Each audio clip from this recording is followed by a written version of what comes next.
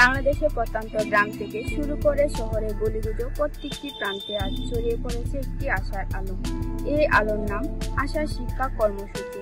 1978 সালে যাত্রা শুরু করে আশা, আর আজ তারা শুধু ক্ষুদ্র ঋণের মধ্যে সীমাবদ্ধ নয়।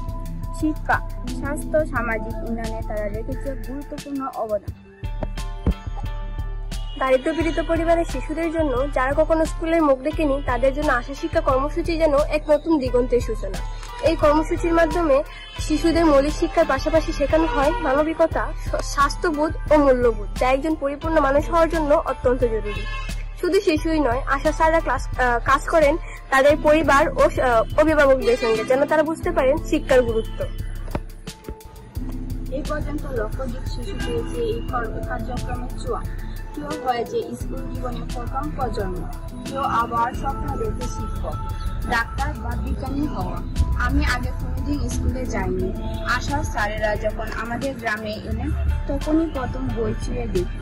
আজ আমি কলেজে পড়ি। আশা বিশ্বাস করে শিক্ষা শুধু একটি অধিকার নয়, এটি একটি হাতিয়ার। একে ধারণ করে গড়া যায় একটি সুন্দর ও ন্যায়ের সমাজ।